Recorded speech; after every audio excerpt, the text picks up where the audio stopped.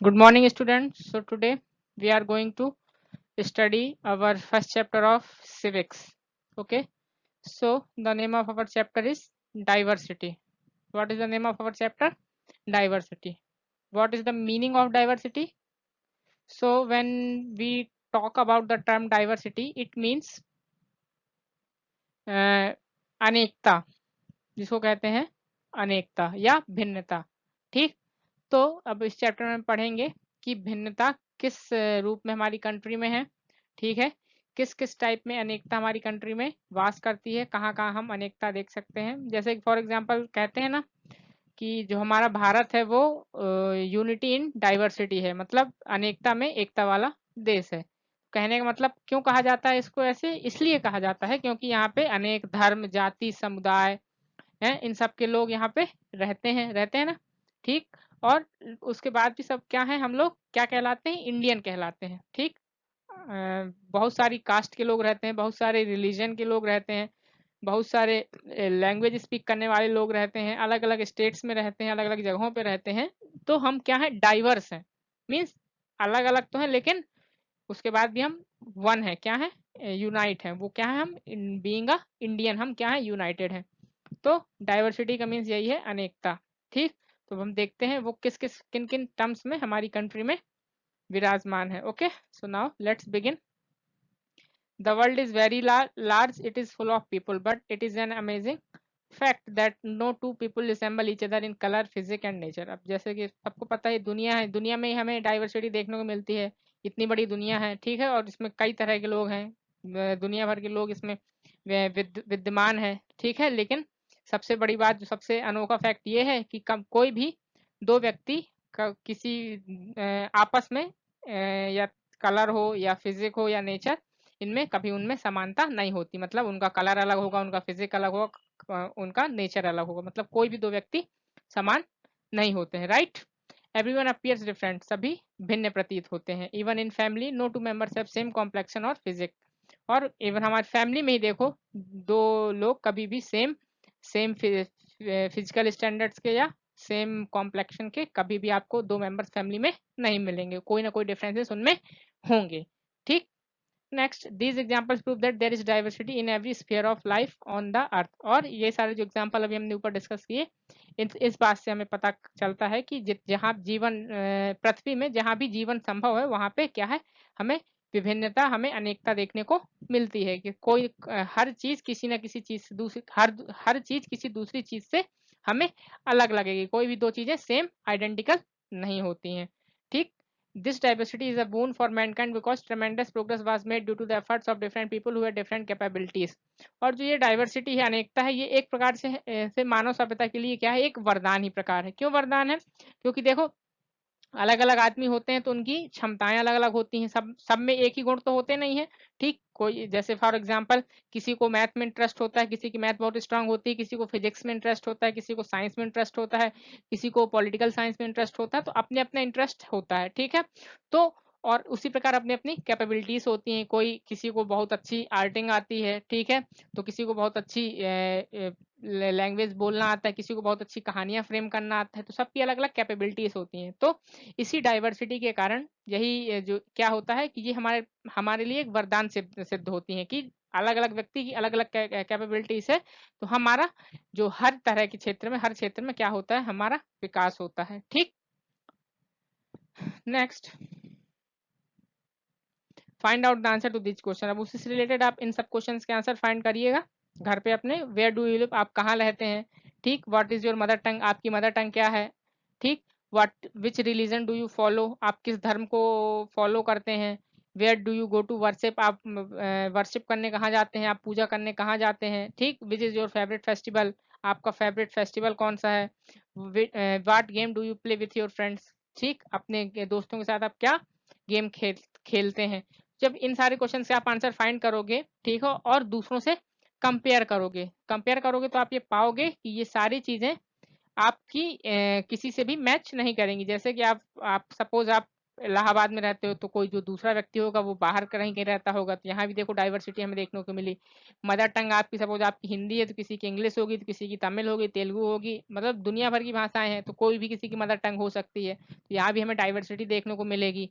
ठीक, आप कौन सा धर्म फॉलो करते हो, तो अलग अलग धर्म के लोग होते हैं, हिंदू, मुस्लिम, सिख, ईसाई, जैन, बुद्ध, मतलब बहुत सारे दुनिया में धर्म है, तो सब देखो तुम्हें अलग अलग धर्म के लोग मिलेंगे। तो यहाँ भी तुम्हें मतलब कहने का मतलब जगह पे भी तुम्हें अनेकता मिलेगी, भाषाओं में तुम्हें अनेकता मिलेगी, डाइवर्सिटी मिलेगी, धर्म में भी तुम्हें डाइवर्सिटी मिलेगी। ठीक है, प्लेस ऑफ वर्शिप, गुरुद्वारा, मंदिर, मस्जिद, ये सब क्या है, यहाँ भी तुम्हें अलग अलग चीजें मिलेंगी, डाइवर्सिटी मिलेगी।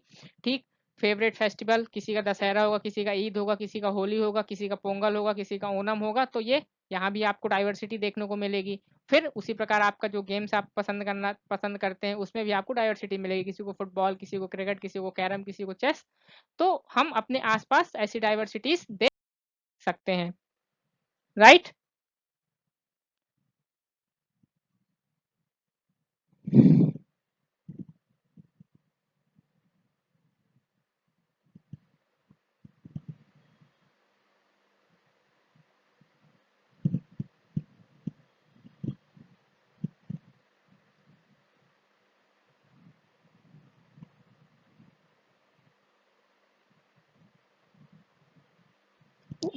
तो देख सकते हैं ना हम अपने आसपास भी इतनी सारी डाइवर्सिटीज। अब नेक्स्ट देखते हैं डाइवर्सिटी इन एन इंडिविजुअल। अब एक किसी व्यक्तिगत व्यक्ति में क्या क्या अनेकताएं होती हैं, कैसे वो उसको उसका कंपैरिजन देखते हैं। Diversity is a fact of life, we observe diversity in every sphere of life. अब जैसे डाइवर्सिटी है ये एक जिंदगी का एक फैक्ट है, ठीक है, हर व्यक्ति किसी न किसी से अलग होता है। ठीक, कोई भी दो व्यक्ति आइडेंटिकल सेम नहीं होते हैं, नेचर में, फिजिकल स्टैंडर्ड्स में, हर तरह से वो अलग ही अलग होते हैं, कुछ ना कुछ उनमें डिफरेंसेस जरूर होंगे। ठीक, we observe diversity in every sphere of life, हम जितने भी जीवन के स्फीयर हैं, ठीक, हम सभी जगह डाइवर्सिटी को देखते हैं। The way we dress our self, the food we take, the prayers we offer etcetera are all in different manners. वही जो अभी मैंने बताया कि हम अपने आप का हमारा पहनावा कैसा है, ठीक है, कोई शर्ट पैंट पहनता है, ठीक है, कोई कुर्ता पजामा पहनता है, कोई साड़ी ब्लाउज पहनता है, ठीक है, तो वो सबकी क्या है डिफरेंसेस हैं। ड्रेसिंग सेंस में हमें डाइवर्सिटीज मिलेंगी, खाना खाने में, ठीक, या हम जो प्रार्थना करते हैं, ठीक है, इन सब में हमें क्या है डाइवर्सिटी देखने को मिलेगी। ठीक, धोती kurta salwar kameez and sari are over traditional dresses, जैसे कि धोती कुर्ता है, ये साड़ी सलवार कमीज है, साड़ी, ये सब क्या हमारी ट्रेडिशनल ड्रेसेस हैं, ठीक है। But these dresses are worn in different styles in various states, लेकिन इन्हीं ड्रेसों को अलग अलग तरीके से लोग पहनते हैं अलग अलग स्टेट्स में। ठीक, तो वो भी क्या है एक डाइवर्सिटी ही है कि चीजें सेम है लेकिन पहनावे अलग अलग हैं। There are dozens of ways in which dhoti और sari is worn in India, ठीक है, ऐसे दर्जनों तरीके हैं जो जिसमें धोती और साड़ी को अलग अलग तरीकों से भारत भर में पहना जाता है। Let us take the example of the ways we offer prayers. उसके बाद दूसरे एग्जांपल से हम समझते हैं डाइवर्सिटी को, जैसे प्रेयर के एग्जांपल से। God is one but people offer there prayers in different ways. भगवान तो एक ही है लेकिन जो लोग हैं वो भगवान को जो प्रार्थना करते हैं भगवान से वो सब अलग अलग तरीके से करते हैं ना। ठीक, जो हिंदू है वो ऐसे हाथ जोड़ के प्रार्थना करता है, जो मुस्लिम है वो ऐसे हाथ उठा के प्रार्थना करता है, ठीक है, जो ईसाई है वो ऐसे हाथ नीचे करके प्रार्थना करता है।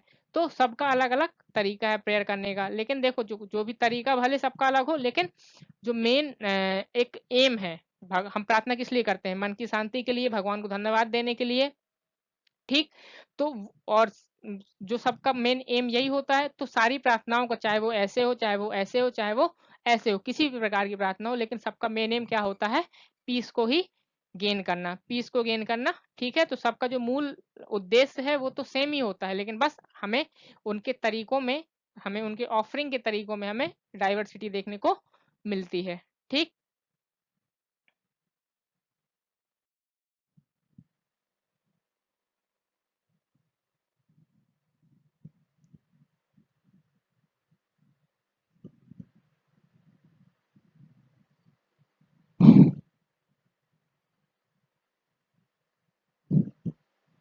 Next, diversity is necessary for life, it makes life lively and interesting.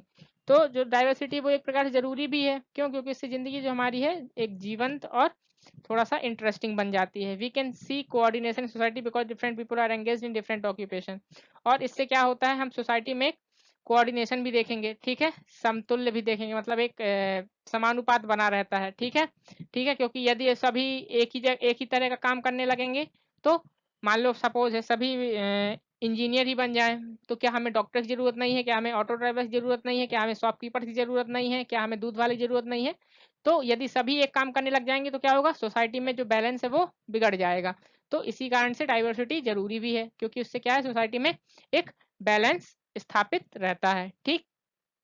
Society is found by skilled person, जो सोसाइटी है वो स्किल्ड पर्सन, जो टैलेंटेड पर्सन है उनसे बनती है। Each person has one sound interest and achievement, और प्रत्येक व्यक्ति का अपना खुद की पसंद होती है और अपने खुद के अचीवमेंट्स होते हैं, ठीक।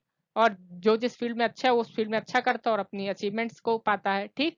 तो कहने का मतलब डाइवर्सिटी जो है वो समाज के लिए बहुत ज़्यादा जरूरी है। अब हम देखेंगे डाइवर्सिटी इन इंडिया, भारत में अनेकता कैसे है, कहाँ कहाँ किन किन रूपों में वो विद्यमान है, इन चीज़ों के बारे में अब हम डिस्कस करेंगे। तो भारत में our country is also enormous in size and full of diversity, जो हमारा जो भारत देश है वो साइज में बहुत बड़ा है और पूरा कई अनेकताओं से विविधताओं से भरा हुआ है, ठीक। जैसा कि हमें पता है it is the 7th largest country in the world, ये विश्व की 7th लार्जेस्ट कंट्री है, ठीक है। इसमें 28 स्टेट्स और 7 यूनियन टेरिटरीज हैं। कितनी है, 28 स्टेट्स और 7 यूनियन टेरिटरीज। अब जो है चेंज हो गया डाटा, अब 28 स्टेट्स और 8 यूनियन टेरिटरीज हैं। पहले 28 स्टेट 7 यूनियन टेरिटरीज थी, उसके बाद 29 स्टेट्स 7 यूनियन टेरिटरीज हुई, उसके बाद 28 स्टेट्स 9 यूनियन टेरिटरीज हुई, और अभी लास्ट में फरवरी में दादरा एवं नगर हवेली और दमन एंड दीव को मिला करके एक यूनियन टेरिटरी बना दिया गया है। तो यूनियन टेरिटरी 8 बची और स्टेट हमारे 28 है currently, okay. People living in these states and union territories have different customs, speak different language, practice different religions and have different dress and food habits। और प्रत्येक राज्य में, भारत में 28 राज्य और 8 यूनियन टेरिटरीज हैं, और प्रत्येक राज्य में हम क्या देखते हैं कि अलग अलग तरह के लोग रहते हैं, ठीक है। उनका जो कस्टम है वो अलग होता है, ठीक है। अलग अलग लैंग्वेजेस बोलते हैं। सपोज जो यहाँ पे उत्तर प्रदेश में होता है वो हिंदी बोलता है, जो महाराष्ट्र में रहता है वो मराठी बोलता है, जो आंध्र प्रदेश में रहता है वो तेलुगु बोलता है, जो तमिलनाडु में रहता है वो तमिल बोलता है। देख सकते हैं हम अलग अलग लैंग्वेज बोलते हैं, ठीक है। अलग अलग धर्म को पालन करते हैं, ठीक है। अलग अलग उनके पहनावे हैं, राजस्थानी है तो वहाँ मारवाड़ी वस्त्र पहनते हैं, ठीक है। तो और जैसे साउथ इंडिया चले जाओ तो धोती कुर्ता। तो इस तरह के अलग अलग ड्रेस सेंसेस भी हैं, उसके प्रकार अलग अलग सबका खाना भी है। जैसे हमारे यहाँ पे स्टेपल फूड क्या है, रोटी दाल, ठीक है। ज्यादातर हम लोग रोटी खाते हैं, ठीक। और वैसे उसी प्रकार साउथ इंडिया में आप जाओ तो वहाँ पे आपको स्टेपल फूड के रूप में चावल मिलेगा। तो अलग अलग खाना खाते हैं, अलग अलग उनकी ड्रेसेस हैं। तो ये सब क्या है, हमारी देश में क्या है, डाइवर्सिटी ही है। अलग अलग लोग अलग अलग प्रकार से रहते हैं, ठीक। We can understand these diversities easily if we read about the lifestyle of the people of Ladakh and Kerala living in mountainous region in quite different from living near the sea। और इन diversities को हम आसानी से समझ सकते हैं यदि हम दो स्टेट्स के बीच में कंपैरिजन करें, लद्दाख और केरला, ठीक है। इन दोनों के बीच में हम कंपैरिजन करें और इससे हमें पता चलेगा कि वहाँ जो लद्दाख में लोग रहते हैं उनकी लाइफ स्टाइल कैसी है। लद्दाख कहाँ पे है, पहाड़ी इलाका है, माउंटेनियस रीजन है। और उसी प्रकार जो केरला है वो तटीय क्षेत्र है, ठीक है, सी के पास पास वाला एरिया है। तो दोनों की लाइफ स्टाइल, खाने पीने, रहन सहन, सब में क्या है, अंतर होता है। जब हम इन दोनों के बारे में आगे चल के डिटेल में पढ़ेंगे तो वहां से हम और अच्छे से इस डाइवर्सिटी को समझेंगे कि कैसे अनेकता पूरे भारत में विद्यमान है, right.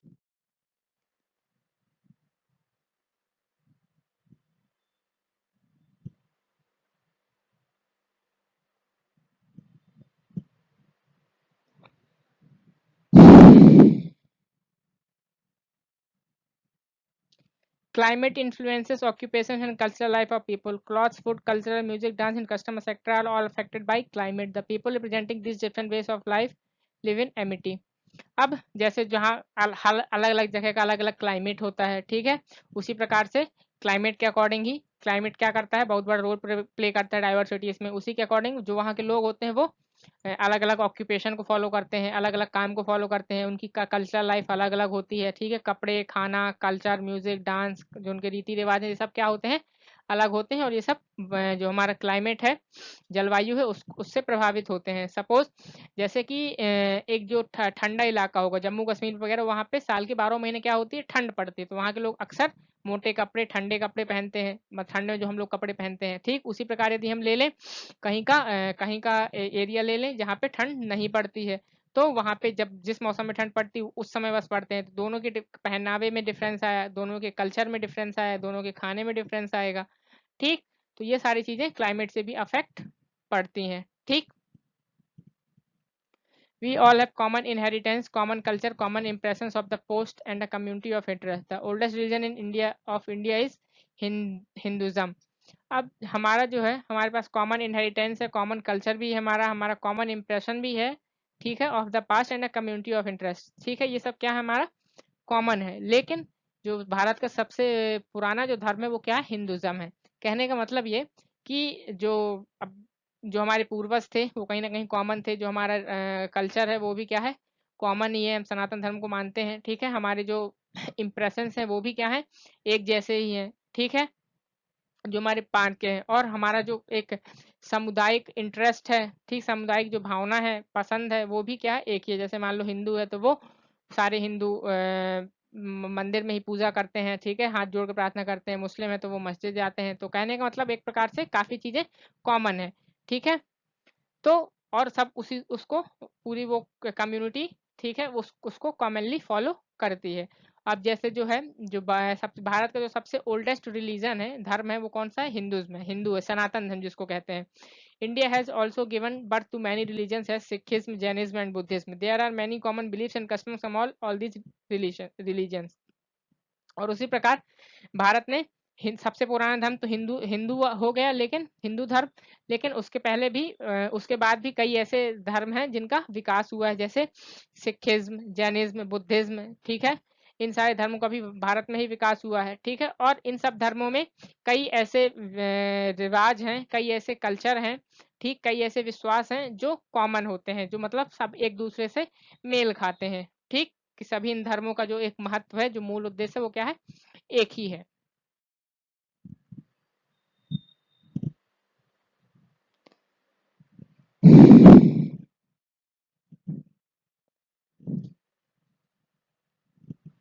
Now the diversities that India displace में बी डिस्क्राइब्ड एज फॉलोज। अब जो भारत में जो हमें डाइवर्सिटीज देखने को मिलती हैं, ठीक है, जो डिस्प्ले होती हैं वो निम्नलिखित हैं। देखते हैं क्या है। पहला, लिंग्विस्टिक डाइवर्सिटी, ठीक है, लैंगिक डाइवर्सिटी। अब ये क्या है, लैंगिक मतलब कोई स्त्री है, कोई पुरुष है, उस तरह की डाइवर्सिटी अनेकता में देखने को मिलती है। ठीक, द डाइवर सॉरी लिंग्विस्टिक मतलब भाषिक, मतलब जो भाषा के रूप में, ठीक है, कि अलग अलग भाषा बोलने वाले लोग हैं, उनकी diversity. The diversity in India does not prevail only in custom, religion and tradition, but it exist in language also. ठीक है, अब जो भारत में जो विविधता है वो केवल रीति रिवाजों या कल्चर में बस नहीं है, लेकिन ये भाषा में भी हमें देखने को मिलती है। ठीक है, it is properly said that language in India changes at every 6 mile. और यह कहा जाता है कि एक कहावत भी बन गई है कि हर 6 मील पे, 6 कोस पे भारत में भाषा का बदलाव होता है, कि हर 6 मील की दूरी के बाद, 6 माइल्स के बाद इंडिया में एक दूसरी लैंग्वेज चेंज हो जाती है। मतलब कुल मिला के इतनी सारी भाषा इंडिया में बोली जाती हैं। Indian constitution has recognised 22 languages as official language. जो भारतीय संविधान है हमारा, उसमें 22 भाषाओं को ऑफिशियल लैंग्वेज का दर्जा दिया गया है। लेकिन जो पूरे भारत में टोटल नंबर ऑफ लैंग्वेजेस बोली जाती हैं वो कितनी हैं, 1652, 1652 लैंग्वेजेस टोटल इंडिया में बोली जाती हैं। Sanskrit is the oldest language of India, perhaps of the world too. जो संस्कृत है भारत की सबसे पुरानी भाषा है। ठीक है, और इवन वर्ल्ड की भी सबसे पुरानी भाषा कौन सी है, संस्कृत है। सभी संस्कृत से ही सारी भाषाओं का जन्म हुआ है, संस्कृत सभी भाषाओं की जननी है। यही होती है लिंग्विस्टिक डाइवर्सिटी, मतलब जो भाषाओं में बदलाव होता है, कि अलग अलग लोग रहते हैं, अलग अलग भाषाओं को बोलते हैं, यही कहलाती है लिंग्विस्टिक डाइवर्सिटी। ओके, अब Hindi Devanagari script is the official language of India. अब जो भारत की आधिकारिक जो भाषा है वो क्या है, हिंदी है, जिसकी स्क्रिप्ट क्या है, देवनागरी, जो जिसकी लिपि देवनागरी है। ठीक है, but the states are free to do work in their state language. लेकिन जो जितने भी राज्य हैं वो इस बात के लिए पूर्णतः उनको स्वतंत्रता दी गई है कि वो अपनी लोकल लैंग्वेज में काम कर सकते हैं। ऑफिशियल लैंग्वेज भले भारत है, लेकिन फिर भी सारे राज्यों को ये मंजूरी मिली हुई है कि वो अपनी कोई भी लैंग्वेज प्रैक्टिस कर सकते हैं। तो ये बात दिखाता है कि भारत में डाइवर्सिटी है। ठीक, English has an important place in Indian administration. और उसके बाद जो भारतीय एडमिनिस्ट्रेशन है, ठीक है, उस पे इंग्लिश का भी काफ़ी ज़्यादा इंपॉर्टेंट रोल, जो ज़्यादातर प्रशासनिक कार्य होते हैं हमारे, उसमें इंग्लिश का इंपॉर्टेंट रोल है। सारे प्रशासनिक कार्य हमारे इंग्लिश लैंग्वेज में होते हैं।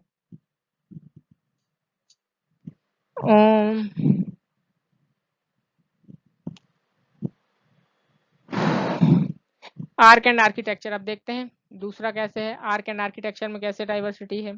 ठीक, India attend a high level of development in the fields of art and architecture. Bharat में जो कला है और जो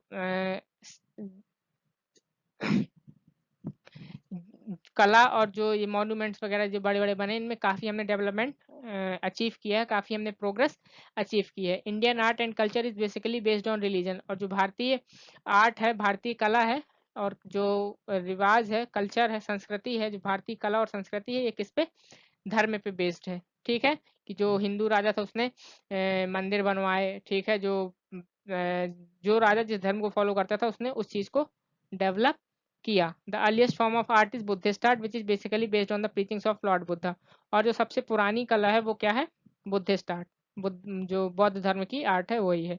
ठीक है, और ये ज्यादातर किस पे बेस्ड है, जो भगवान बुद्ध ने जो शिक्षाएं दी, ठीक है, जो उपदेश दिए, उन पे, उनके उपदेशों को तराशा गया, लिखा गया। ठीक है, आर्ट का फॉर्म दिया गया और उसी पे बेस्ड है, और ये सबसे पुरानी, सबसे पहली आर्ट है।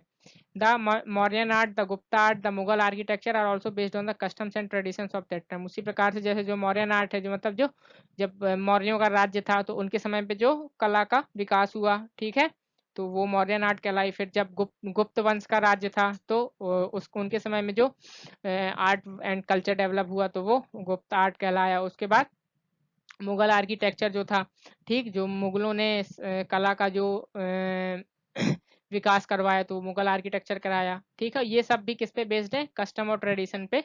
उस समय जो भी कस्टम्स और ट्रेडिशंस थे उन्हीं पे बेस्ड हैं। ठीक, अब जैसे the cave paintings of Ajanta and Ellora in Maharashtra, the Sanchi stupa, sun temple at Konark and Taj Mahal at Agra are the great masterpieces of Indian art and architecture. ठीक, जैसे ये सारे जो एग्जाम्पल है, अजंता एलोरा महाराष्ट्र में जो है, सांची स्तूप, ठीक है, और सन टेम्पल जो कोणार्क में है, ताजमहल जो आगरा में है, ये चीजें आज भी हमें बताती हैं कि जो हमारी भारतीय इंडियन आर्ट थी, हमारी भारतीय आर्ट और आर्किटेक्चर थी, वो कितनी बड़ी उसने प्रसिद्धि हासिल की, कितना उसने विकास किया। There are many other famous monuments and buildings which are the part of our national heritage। और ऐसे कई ऐसे monuments हैं, buildings हैं, जो आज भी हमारे राष्ट्रीय हेरिटेज का, राष्ट्रीय संपदा का भाग है। ठीक है, राष्ट्रीय संपदा है जिसको हम आज भी प्रोटेक्ट करते हैं। ठीक है, टूरिज्म में चलता है, उनको देखने जाते हैं। ठीक, बहुत सी ऐसी चीजें हैं। राइट,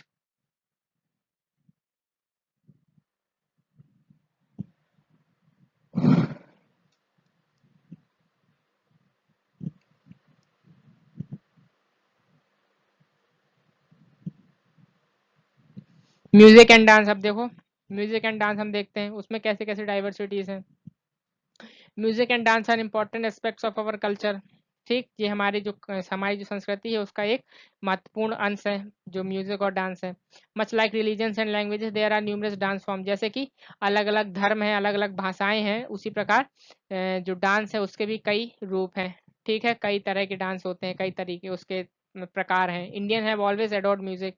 जितने भी भारतीय थे उनको हमेशा से म्यूजिक में लगाव था, पसंद करते थे। म्यूजिक एंड डांस सर्व्स ऐसा means of promoting national integration. और जो म्यूजिक और डांस है, ये जो हमारा नेशनल इंटीग्रेशन है, राष्ट्रीय इंटीग्रेशन है, उसको प्रमोट करने का एक बहुत बड़ा संसाधन है। जो हमारी राष्ट्रीय कला है उसको प्रमोट करने का बहुत एक अच्छा साधन है। म्यूजिक के माध्यम से हम अपना कल्चर दिखाते हैं। ठीक है, अपने ट्रेडिशन, अपनी डाइवर्सिटी को शो करते हैं। अलग अलग डांस होते हैं। ठीक है, the dance form in India can be divided into two categories. जो भारत में जो डांस फॉर्म है उनको दो कैटेगरीज में डिवाइड किया जा सकता है, classical form, folk dance form. ठीक, दो प्रकार से डिवाइड किया गया है, क्लासिकल और फॉर्म फोक डांस। ठीक, और जो क्लासिकल डांसेस हैं वो कौन कौन से हैं, कथक, भरतनाट्यम, कथकली, ओडिसी, कुचिपुड़ी एंड मणिपुरी। ये सब कौन से डांस है, क्लासिकल डांस है। ठीक है, और most of this dance tell stories from our two epics, the Ramayana and the Mahabharata. और ये जो ज्यादातर जो डांस है, क्लासिकल डांस है, इन सब के माध्यम से, ठीक है, जो हमें वही कहानी बताई जाती है जो हमारी दो एपिक्स जो हैं, जो दो ग्रंथ हैं, महान ग्रंथ हैं, ठीक है, ये जो रामायण और महाभारत है, इन्हीं पे बेस्ड है, ठीक है, इन्हीं को डांस के रूप में दिखाया जाता है, ठीक। Folk dances are simpler and the mostly based on seasons, और जो फोक डांसेस हैं ये क्लासिकल डांस की अपेक्षाकृत थोड़े से सिंपल होते हैं और ये ज़्यादातर सीजन्स में डिपेंड होते हैं, मतलब अलग अलग सीजन में अलग अलग डांस, ठीक है, सीजनल होते हैं, ठीक।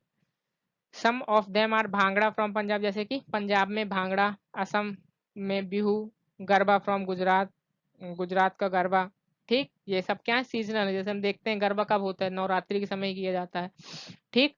लवनी फ्रॉम महाराष्ट्र, घूमर फ्रॉम राजस्थान, तो ये सारे स्टेट्स के अलग अलग डांसेस हैं और ये सीजनल डांसेस हैं, ऑल ओवर द ईयर इनको प्रैक्टिस नहीं किया जाता है, ठीक।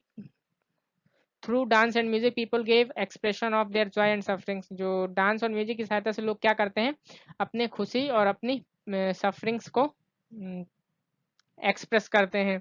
एस्पिरेशन एंड स्ट्रगल, जो उनके एस्पिरेशंस हैं और जो उनका स्ट्रगल है उसको एक्सप्रेस करते हैं। Music is a great unifying culture force, ठीक है। For example couplets of Kabir and bhajans of Surdas, Mirabai and Tulsidas are sung all over India. जो म्यूजिक है ये एक सांस्कृतिक फोर्स को एक यूनिफाई करने का, एक रखने का काफी अच्छा साधन है, जैसे कि जो कबीर के दोहे हैं, ठीक, उसके बाद सूरदास के जो भजन, सूरदास मीराबाई तुलसीदास के जो भजन है वो आज भी पूरे भारत में क्या किया जाता है, उनको गाया जाता है, ठीक।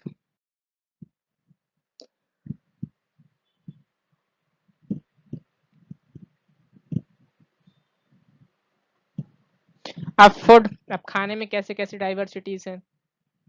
We can recognize people from any part of India by their food and dresses, हम भारत में अलग अलग लोगों को उनके खाने से, उनकी पहनावे से पहचान सकते हैं, ठीक है, कि उसकी खाने के बारे में पता चल जाए तो पता चल जाएगा कि ये किस पार्ट में है, इंडिया में किस पार्ट में रहता है।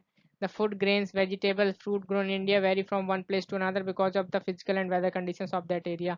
अब उसी प्रकार एक जगह पे, मतलब जो हमारे यहाँ पे फल सब्जियां हैं, ठीक है, अनाज है, ये सब अलग अलग जगह पे उगते हैं, हर जगह सारी चीज़ें नहीं मिलती हैं, कहीं पे गेहूँ उगता है अच्छा, तो कहीं पे चावल ज़्यादा उगता है, तो कहीं पे कहीं फ्रूट्स अच्छे उगते हैं, तो ये इन सब का अलग अलग है, क्यों, क्योंकि इन सबको उगने के लिए एक अलग क्लाइमेटिक कंडीशंस चाहिए, और जो भारत है वहाँ पे सभी पार्ट्स में सेम क्लाइमेट कंडीशन नहीं होती हैं, अलग अलग पार्ट्स में क्लाइमेटिक कंडीशंस होती हैं, इसलिए ये भी अलग अलग जगह पे उगते हैं। We different vegetables and fruits in winters and summers, और उसी प्रकार हम देखते हैं कि हम ठंडियों में कुछ और सब्जियां फल खाते हैं और गर्मियों में हम कुछ और सब्जियां फल खाते हैं, तो कुल मिला के यहाँ भी हमें डाइवर्सिटी देखने को मिलती है कि नहीं मिलती है, ठीक। ठीक है, जैसे ठंडियों में है तो हम जो अलग अलग सब्जियां खाते हैं, ठीक है, वही सब्जियां हम गर्मियों में नहीं खा पाते हैं, या जो फल हम सब्जियों में जो फल हम ठंडियों में खाते हैं वो गर्मियों में नहीं खाते हैं, ठीक। क्यों, क्योंकि उनके सबको अलग अलग वेदर चाहिए, सबको अलग अलग क्लाइमेट चाहिए उगने के लिए, और जहाँ पे वो क्लाइमेट होता है वो वहीं पे पाए जाते हैं। Even different sweets are eaten in different states, और जो जहाँ तक ये भी है कि अलग अलग स्टेट की अलग अलग मिठाई भी फेमस है, ठीक। जैसे रसगुल्ला इन बंगाल, बंगाल का रसगुल्ला, ठीक है, यूपी के लड्डू और जलेबी, ठीक। उसके बाद पंजाब की पिन्नीस, ये सब के अलग अलग स्वीट्स हैं लेकिन अलग अलग स्टेट की फेमस हैं, ठीक। आप जाओगे तो ऐसा नहीं है कि ये यूपी में आपको रसगुल्ला नहीं मिलेगा, लेकिन जो रसगुल्ला बंगाल में है, जो तरीका बनाने का है, जो फेमस है, वो बंगाल का है, तो यहाँ भी हमें डाइवर्सिटी देखने को मिली। Indian food is hot and spicy, जो भारत का खाना होता है वो थोड़ा सा तेल तेल मसाले तेज मसाले वाला होता है, ठीक। But the people of northern and southern India consume different spices and ghee और ऑयल, लेकिन जो भारतीय लोग हैं, जो नॉर्थ या साउथ के लोग हैं, वो अपने अपने टेस्ट के हिसाब से अलग अलग मसाले, घी या तेल का इस्तेमाल करते हैं, ठीक। कोई कम खाता है, कोई ज़्यादा खाता है, कोई मीडियम खाता है, तो इस प्रकार से फूड में भी हमारे क्या है, डाइवर्सिटी देखने को हमें मिलती है। तो इस प्रकार से हमने फूड में भी अपने डाइवर्सिटी देखी, ठीक। अब क्लॉथ्स, अब हमारे कपड़े पहनावे का जो तरीका है, ठीक, वो भी हमारा अलग है। Land and climate also determine the dress of the people, उसी प्रकार जो लैंड और क्लाइमेट है वो भी हमारा क्या है, लोगों का कि ड्रेस को डिटरमाइन करता है। यदि ज़्यादा ठंड वाला प्रदेश है तो वहाँ ज़्यादा लोग गर्म कपड़े पहनेंगे, गर्मी वाला प्रदेश है तो कोई पतले से कपड़े पहनेंगे। तो क्लाइमेट और लैंड भी क्या होता है, हमारे डिटरमाइन करता है कि हम कैसा पहनते हैं, हमारे पहनने में क्या क्या अंतर आ सकते हैं, right. Some parts are covered with snow and some areas are near the sea while some are covered with sand. In some parts summers are very hot, winters are very good. जैसे कि हम देखते हैं जो climate है, कई जगह है जहाँ पे साल हमेशा बर्फबारी होती रहती, बर्फ जमी रहती है, ठीक है, ठीक। और कुछ ऐसे एरियाज हैं जो नदी के किनारे हैं जो हमेशा बालू से ढके रहते हैं, सैंड से कवर रहते हैं, ठीक है। उसी प्रकार भारत में कई ऐसे पार्ट हैं जहाँ पे गर्मी बहुत ज़्यादा होती है, ठंडी बहुत, और ठंड के समय में ठंडी ज़्यादा होती है, गर्मी के समय में गर्मी ज़्यादा होती है, मतलब दोनों मौसम पाए जाते हैं वहाँ पे। क्लियर? तो अलग अलग जगह पे लैंड और क्लाइमेट अलग अलग होता है। In some part the climate remain almost same around the year. कुछ पार्ट्स में क्या होता है, जो क्लाइमेट है वो पूरे साल में एक ही रहता है। जो तटीय प्रदेश हैं उनमें वहाँ पे क्लाइमेट जो है वो लगभग सेम रहता है, ना ज़्यादा ठंड ना ज़्यादा गर्मी, ठीक। क्यों? क्योंकि वो समुद्र के पास है। तो जब बालू गर्म होती है तो समुद्र का पानी ठंडा रहता है, तो ठंडी हवा समुद्र से आते रहती है, तो एक नॉर्मल टेम्परेचर बना रहता है। उसके बाद जब रात में पानी गर्म हो जाता है तो बालू तुरंत ठंडी हो जाती है, तो लैंड से जो कूल ब्रीज चलती है और सी से जो हॉट ब्रीज आती है, तो वो टेम्परेचर को एक मीडियम टेम्परेचर पर रखती है, सेम टेम्परेचर रहता है, ठीक। तो इस प्रकार से हम देखते हैं डिफरेंट क्लाइमेट अलग अलग जगह पे पाया जाता है। The style and material of the dress depend upon these conditions. और उसी प्रकार से जो मटेरियल है या कपड़े के पहनावा है वो इन्हीं कंडीशंस के अकॉर्डिंग डिफर करता है, ठीक है, चेंज होता है। In the same way people wear different dresses as sari, salwar kameez, lehenga, चुनरी, कोट पैंट, धोती एक्सेट्रा। उसी प्रकार लोग ये सारी चीजें अलग अलग तरीके से पहनते हैं। और उसी प्रकार people wear dresses according to their religion and states also. और उसी प्रकार लोग जो हैं वो अपने धर्म या अपने राज्य के अकॉर्डिंग ये पहनावा ही पहनते हैं। जैसे एग्जांपल से देखो, जो मुस्लिम है वो मुस्लिम समाज की औरतें बुर्का पहनती हैं, लेकिन वो हिंदू समाज या अदर धर्म की औरतें बुर्का नहीं पहनती हैं, ठीक है।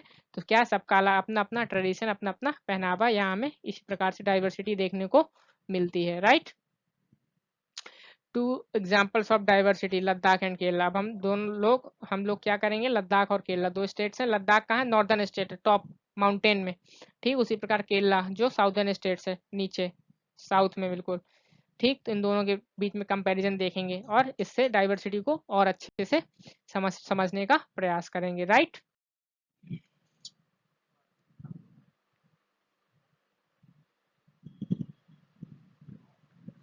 केरला, तो पहले केरला में देखते हैं। Kerala is a narrow strip of land lying between the Arabian Sea and the Western Ghats in the south corner of India. तो केरला की लोकेशन क्या है, ये अरब सागर के और जो वेस्टर्न घाट्स हैं इसके साउथ वेस्ट कॉर्नर में पाया जाता है। अरब सागर नीचे है जो उसके, और वेस्टर्न घाट्स जो हैं उनके साउथ वेस्ट कॉर्नर में इसका ये पाया जाता है, ठीक है। It is surrounded by the sea on one side and the hills on the other side. और इसकी जो लोकेशन है वो एक तरफ से समुद्र से ढकी हुई है, इसके एक तरफ समुद्र और दूसरी तरफ क्या है, पहाड़ियां हैं।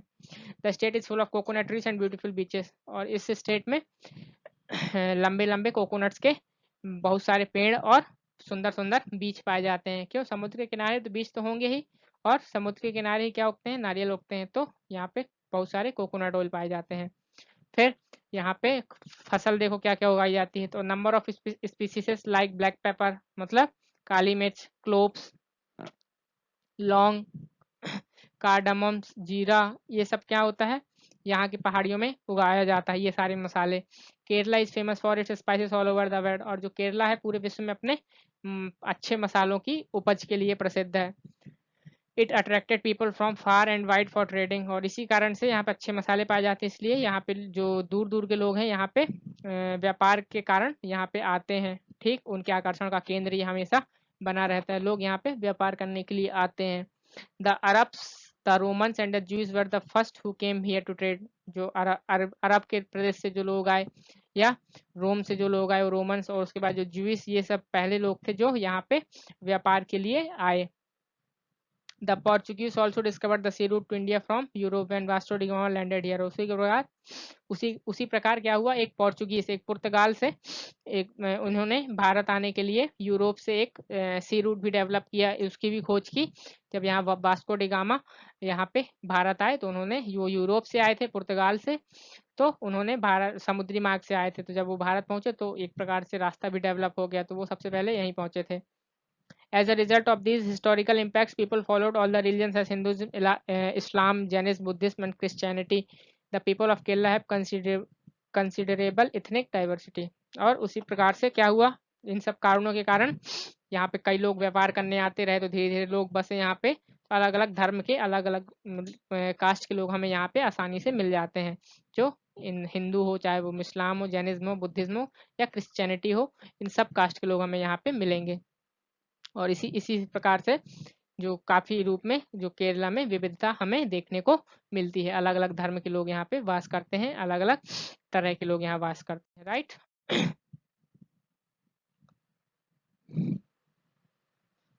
इस प्रकार से हमें केरला में हमें डाइवर्सिटी देखने को मिली। अब फिर as the state is situated on the coastal area, fishing is a flourishing industry in several parts of the state. अब जैसे कि जो ये राज्य हमने देखा समुद्र के किनारे है, मतलब तटीय क्षेत्र है, तो इसी कारण से यहाँ पे मछली पालन या मत्स्य का रोजगार जो है, मछलियों को पकड़ करके रोजगार, ये ज्यादातर यहाँ पे प्रैक्टिस किया जाता है, ठीक।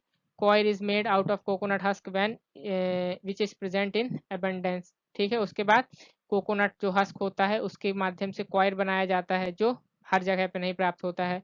The land and climate is situated for the cultivation of rice as it is the staple food of the people here. और जो यहाँ की जमीन है और जो यहाँ की जलवायु है वो चावल उगाने के लिए काफी हद तक अच्छी है, ठीक है, उपयुक्त है। इसलिए जो यहाँ के लोग हैं, लोगों का जो मेन खाना है वो क्या है, चावल है, क्योंकि यहाँ पे चावल प्रचुर मात्रा में उगाया जाता है।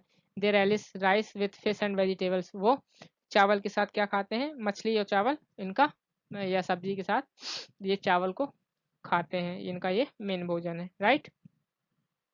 Kerala is famous for the classical dance from Kathakali. यहाँ पे जो क्लासिकल डांस जो प्रैक्टिस किया जाता है वो क्या है, Kathakali. Mohini Attam is another classical dance from Kerala. इसके अलावा मोहिनी अट्टम भी यहाँ पे किया प्रैक्टिस किया जाता है, यहाँ के लोग मोहिनी अट्टम भी करते हैं, डांस का नाम है Kalari Payattu. Is a famous martial art from this form of this state, ठीक है। और उसी प्रकार कलारिया पयट्टू है जो, ये एक यहाँ का प्रसिद्ध मार्शियल आर्ट फॉर्म है, ठीक। Onam, Christmas, Eid and Vishu are the main festival here. और जो यहाँ के मुख्य त्योहार हैं क्या है, ओनम है, क्रिसमस है, ईद है या विशु यहाँ के मुख्य त्योहार हैं, right. The snake boat race is the main attraction of Onam festival. उसी प्रकार जो स्नेक बोट रेस है ओनम फेस्टिवल के समय पे ये सबसे ज्यादा आकर्षण का केंद्र होती है, ठीक। There are magnificently decorated snake boats and chundan vallams with race system resembling the hood of a cobra take part in the boat race performed at Onam. उसी प्रकार से क्या होता है, यहाँ पे जो एक सांप के आकार की नाव बनाई जाती है ओनम के समय में, ठीक है। और जिनकी जो जो ऊपर वाली धुरी होती है वो ऊपर उठी होती है, ऐसे कोबरा जैसे सांप होता है, सांप के फन के आकार की। और उसके बाद बोट रेस होती है जो ओनम पे होती है, और सब लोग इसमें पार्टिसिपेट करते हैं और उसमें परफॉर्म करते हैं। तो यहाँ हमें ये सारी चीजें डाइवर्सिटी देखने को मिली। तो क्या ये सारी चीजें अलग स्टेट्स में होती हैं, नहीं होती हैं, ठीक है, या कुछ ही स्टेट्स में होती होंगी, सब जगह नहीं होती है। तो इस प्रकार से हम कह सकते हैं कि हमें डाइवर्सिटी देखने को मिल रही है, ठीक।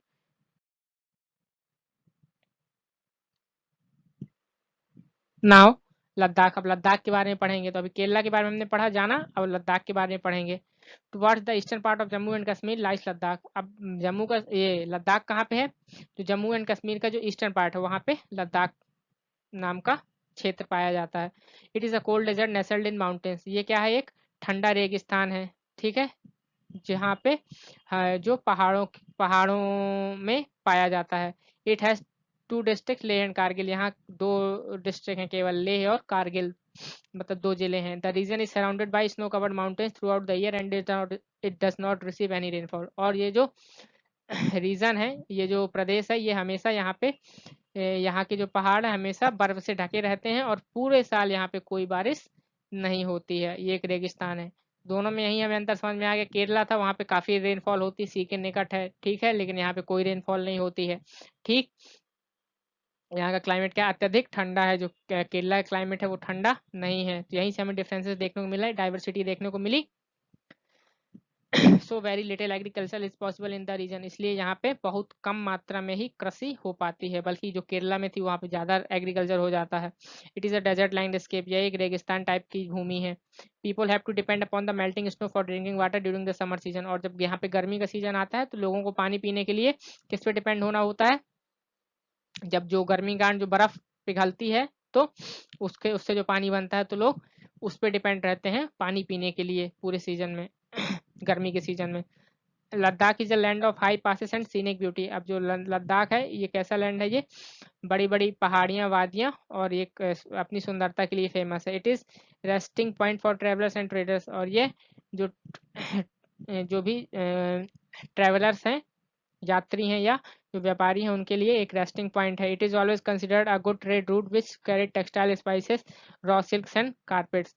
और ये हमेशा एक अच्छा व्यापार का मार्ग माना जाता है, जो यहाँ से कपड़ा मतलब जो कच्चे कपड़े हैं, कपड़े के लिए जो लगता है, रेशम वगैरह ये सारी चीज़ें, या मसालों के लिए या कालीनों के लिए, ठीक, इसके लिए एक बहुत अच्छा रूट माना जाता है ये, ठीक।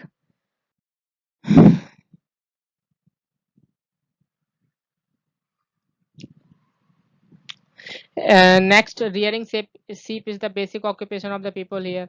और यहाँ सब लोगों का जो भौतिक बेसिक ऑक्यूपेशन वो क्या है, भेड़ों को पालना, ठीक है, उनसे जीविका चलाना अपनी। The sheeps are of a special quality breed which produce the most prized wool known as pashmina. और जो यहाँ की जो भेड़ें होती हैं वो एक अच्छी प्रजाति की भेड़ें होती हैं, जो सबसे अच्छा जो ऊन है, जिसका नाम क्या है, पश्मीना, उनसे यहाँ की भेड़ों से पाया जाता है। हर हर जगह जो भेड़ें पाई जाती हैं वहाँ हर हर जगह की भेड़ों से हमें पश्मीना नाम का ऊन प्राप्त नहीं होता है, लेकिन जो यहाँ पे जो भेड़ें पाई जाती हैं इनके माध्यम से हमें पश्मीना नाम का चीज पाई जाती है। The pashmina shawl are noted for their warm and cost. और जो पश्मीना सॉल हैं ये अपने गर्माहट और अपनी कीमत के लिए प्रसिद्ध है। मतलब बहुत पतला होता है लेकिन बहुत ज्यादा गर्म होता है। The wool is carefully collected by the Ladakhis and sold to Kashmiri traders who weave them into beautiful and valuable shawls for sale and export. अब जो पश्मीना शॉल है ये जो यहाँ के जो लद्दाखीज और जो कश्मीरी व्यापारी हैं, ये उसको बहुत ही केयरफुली कलेक्ट करते हैं, ठीक है, और फिर उनको सुंदर और अच्छे महंगे सालों में कन्वर्ट करते हैं, तो जिनका आयात और निर्यात किया जाता है, ठीक है, जिनको बेचा जाता है, ठीक है। Now this is the Buddhist land. अब ये यहाँ पे जो मेन धर्म वो क्या है, बुद्धिस्ट है। Buddhism reach Tibet through Ladakh which is also known as little Tibet with the introduction of Islam, ठीक। उसी के प्रकार से जो यहाँ पे जो बुद्धिज्म के लोग थे वो यहाँ पे कहाँ पहुँचे, तिब्बत पहुँचे, लद्दाख के माध्यम से ही तिब्बत पहुंचे थे, और इसलिए इसको छोटा तिब्बत भी कहा जाता है। और यहाँ पे लगभग 400 साल पहले इस्लाम का भी इंट्रोडक्शन हुआ था। सबसे पहले मतलब यहाँ पे इस्लाम का भी यहाँ पे इंट्रोडक्शन हुआ था, मतलब इस्लाम की खोज भी यहीं से हुई थी 400 साल पहले लगभग। मैनी विलेजेस हैव अ गोम्पा और monastery, a complex of temples with prayer halls. और कई ऐसे गांव भी है यहाँ पे जिनमें एक गोम्पा या मोनेस्ट्री होती है, ठीक है। मतलब ये गोम्पा या मोनेस्ट्री एक ऐसी चीज होती है जो गुम्बद जिसको कहते हैं, जहाँ पे टेम्पल्स में एक ऐसे प्रेयर हॉल्स होते हैं जहाँ पे लोग इकट्ठे होके प्रार्थना वगैरह करते हैं, right. Stories based on the life of the Buddha are the main theme of the traditional theatre. और यहाँ का जो ट्रेडिशनल थिएटर है जो वो क्या है, वो किस पे बेस्ड है, वो बुद्धा की लाइफ पे बेस्ड है, ठीक है, वही यहाँ का मेन थीम है।